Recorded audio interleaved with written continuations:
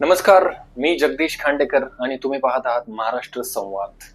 आजचा आपला विषय म्हणजे महाराष्ट्राच्या राजकारणात सध्या गाजत असलेला बारामतीचा काका पुतण्या संघर्ष. होय, युगेंद्र पवार विरुद्ध अजित पवार. हा सामना इतका महत्वाचा का ठरणार आहे आणि ह्या सामन्यामध्ये कोण विजय मिळवेल हे जाणून घेऊया आजच्या भागामध्ये. तुम्हाला माहिती आहे का, गेल्या 35 वर्षापासून अजित पवार बारामतीमध्ये अविरतपणे निवडून येत आहेत. त्यांच्या विकास कामामुळे लोक त्यांना दादा असे बोलतात. त्यांच्या नेतृत्वाखाली असलेल्या शैक्षणिक संस्था, सहकारी संस्था यामुळे त्यांचे स्थान मजबूत होतं. पण आता प्रश्न असा आहे की ह्या निवडणुकीत अजित पवार यांचा दबदबा तोडणारा कोणी आहे का? होय, ह्या निवडणुकीत काकांच्या समोर पुतण्यांचं आव्हान आहे आणि तेही युगेंद्र पवार यांचं. तर युगेंद्र पवार हे नक्की आहेत कोण आणि त्यांनी राजकारणात एवढी मोठी उडी कशी घेतली जाणून घेऊयात. युगेंद्र पवार हे शरद पवार यांचे नातू, शरयू ग्रुपचे संचालक आणि फलटण येथील साखर कारखान्याचे अध्यक्ष युगेंद्र पवार हे शैक्षणिक क्षेत्रातही कार्यरत आहेत. त्यांनी बोस्टन मधून फायनान्स आणि इन्शुरन्स मध्ये पदवी घेतलेली आहे. तसेच युरोपातही त्यांचं शिक्षण झालेलं आहे. गेल्या काही वर्षात त्यांनी शरयू ग्रुपच्या माध्यमातून सामाजिक कामं केली आहे. दुष्काळग्रस्त भागात पाणी पुरवठा तसेच बारामतीतल्याही काही गावामध्ये त्यांनी पाणी पुरवठा केलेला आहे. पण प्रश्न आहे की युगेंद्र पवार अजित पवारांना खरंच आव्हान देऊ शकतात का? तर आता युगेंद्र पवार यांनी अजित पवार यांना आव्हान देण्याचं ठरवलं आहे आणि ती येणारे विधानसभा निवडणूकही लढवणार आहेत. गेल्या लोकसभा निवडणुकीतही युगेंद्र पवार हे सक्रिय होते. त्यांनी सुप्रिया सुळे यांचा प्रचार देखील केला होता.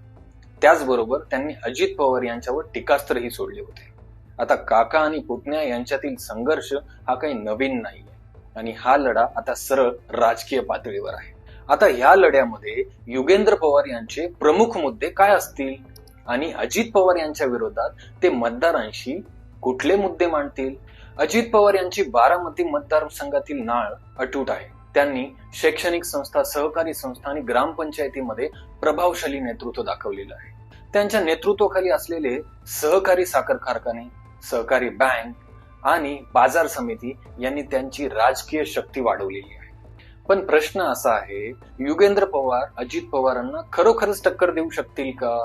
राजकीय विश्लेषकांच्या मते अजित पवार यांची वैयक्तिक ताकद आणि स्थानिक पातळीवरील प्रभाव पाहता युगेंद्र पवार यांच्यासाठी ही निवडणूक सोपी ठरणार नाही. अजित पवार यांनी बारामतीमध्ये 7 वेळेस विजयी इतिहास निर्माण केलेला आहे. पण युगेंद्र पवार यांना या संघर्षात मिळणारी सहानुभूती देखील महत्वपूर्ण ठरणार आहे. पण निवडणुकीच्या निकालाबाबत अंदाज बांधायला अजूनही वेळ आहे.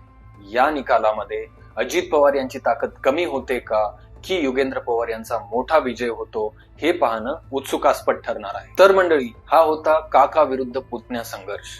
तुम्हाला काय वाटतं? युगेंद्र पवार अजित पवार यांना हरवतील का अजित पवार त्यांचा विजयी रथ पुन्हा चालूच ठेवतील?